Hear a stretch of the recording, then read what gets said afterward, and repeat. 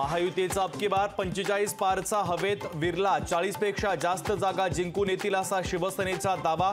45 जागांच्या संदर्भात महायुतीच्या नेत्यांची मात्र चुप्पी।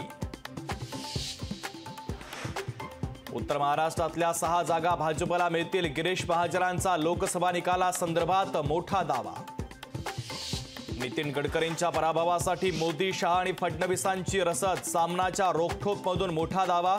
अजित पवारांचे उमेदवार पाडण्यासाठी एकनाथ शिंदे यांनी प्रयत्न केल्याचाही आरोप। संजय राऊत भ्रमिष्ट अवस्थेत रोखठोक लिहित असावेत। राऊतांच्या आरोपाला भाजपचे प्रदेश अध्यक्ष बावनकुळेंचं जोरदार प्रत्युत्तर। पुण्यातील निलंबित आरोग्य अधिकारी भगवान पवार यांचं मुख्यमंत्री शिंदे यांना पत्र। नियमबाह्य काम केलं नसल्यानं निलंबन केल्याचा पत्रात आरोप। नागपूरमध्ये मॉक पोलची मतं नष्ट न करताच घेतलं मतदान। मतदानाच्या तब्बल 15 दिवसानंतर लक्षात आला धक्कादायक प्रकार। इंडिया आघाडी मुस्लिम मतपेढीसाठी मुजरांनी गुलामी करते। बिहारमधील प्रचार सभेत पंतप्रधान मोदींचा हल्लाबोल। पुण्यातील हिट अँड रन प्रकरणानंतर युवक काँग्रेसच्या वतीनं निबंध स्पर्धेचं आयोजन। अल्पवयीन आरोपीला निबंध लिहिण्याच्या शिक्षा दिल्याच्या निषेधार्थ स्पर्धेचं आयोजन। आयपीएलच्या 17व्या हंगामाचा अंतिम सामना आज चेन्नईच्या एम ए चिदंबरम स्टेडियमवर कोलकाता आणि हैदराबाद संघात रंगणार महामुकाबला। रेमल चक्रीवादळाचा विमान वाहतुकीला मोठा फटका। कोलकात्याकडे जाणारी बहुतांश विमानं रद्द करण्याचा निर्णय।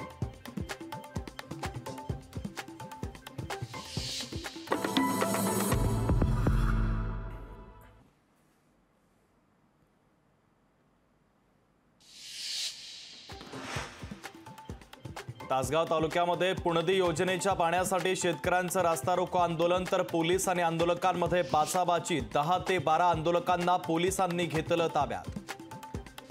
शिवराज्याभिषेक सोहळ्याला पंतप्रधान मोदींना निमंत्रण। सांस्कृतिक कार्यमंत्री सुधीर मुनगंटीवारांची माहिती, तर 6 जूनपासून शिवराज्याभिषेक सांगता सोहळा। स्पर्धराज पेरुमल मंदिरामध्ये वैकस्ती ब्रह्मोत्सव उत्सवाच्या निमित्तानं रथयात्रा, तर रथ ओढण्यासाठी भाविकांची मोठ्या संख्येनं गर्दी। कोयना धरणातून नदीपात्रामध्ये 2100 क्युसेक पाण्याचा विसर्ग। धरणामध्ये 21 टीएमसी पाणीसाठा शिल्लक, तर सांगली पाटबंधारे विभागाच्या वतीनं पाण्याची मागणी वाढल्यानं पाण्याचा विसर्ग। कराडमध्ये लोकसभेच्या निकालापूर्वीच सेलिब्रेशन। शशिकांत शिंदेंच्या अभिनंदनाचे झळकले पोस्टर। खंडाळा तालुक्यामध्ये कार्यकर्त्यांना अभिनंदनाची झाली घाई। राज्य बोर्डाच्या 10वीच्या परीक्षेचा उद्या निकाल दुपारी 1 वाजता ऑनलाईन पाहता येणार। विद्यार्थ्यांना निकाल। मुख्यमंत्री शिंदे यांच्याकडनं मुंबईत नाली सफाईच्या कामांची पाहणी। वडाळा कुर्ल्यातील महापालिकेच्या कामांचा मुख्यमंत्र्यांनी घेतला आढावा। मुंबईच्या अंधेरीमध्ये 29 आणि 30 मे रोजी पाणी नाही। जलवाहिनीच्या कामासाठी पाणीपुरवठा बंद ठेवण्याचा पालिकेचा निर्णय। राष्ट्रवादी काँग्रेसची उद्या पुण्यामध्ये महत्त्वाची बैठक। गरवारे क्लब हाऊसमध्ये बैठकीचं आयोजन, तर अजित पवार, सुनील तटकरेंसह महत्त्वाचे नेते उपस्थित राहणार। नाशिकमध्ये आयकर विभागाची मोठी छापेमारी। आयकरच्या छापेमारीत तब्बल 26 कोटींची रोकड केली जप्त। घाटकोपर होर्डिंग दुर्घटनेतील आरोपी भावेश भेंडेच्या कोठडीमध्ये वाढ, तर भावेशला 29 मे पर्यंत पोलीस कोठडी। देशवासियांसाठी आनंदाची बातमी, कारण 31 मे रोजी मान्सून केरळात दाखल होण्याचा अंदाज, तर 10 जूनच्या दरम्यान मोसमी वारे मुंबईसह कोकणात दाखल होण्याची शक्यता। अकोला ठरलं विदर्भातील सर्वात उष्ण शहर। जिल्ह्यातील तापमानाचा पारा 45.8 अंश सेल्सिअसवर।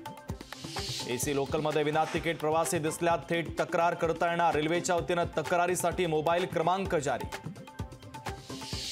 लोकसभेच्या 5व्या टप्प्यातील मतदानाची अंतिम आकडेवारी जाहीर। मतदान केलेल्या मतदारांचा आकडाही जाहीर। विश्वासार्हता टिकवण्यासाठी केंद्रीय निवडणूक आयोगाचा निर्णय। का सरकार 43 पाकिस्तानी नागरिकांची तुरुंगातून सुटका करणार? कैद्यांच्या परतण्यासंदर्भात दोन्ही देशांमध्ये करार झाल्याची माहिती। वर्ध्यामध्ये लोकशाही मराठी ऐका, पहा, जागरूक रहा।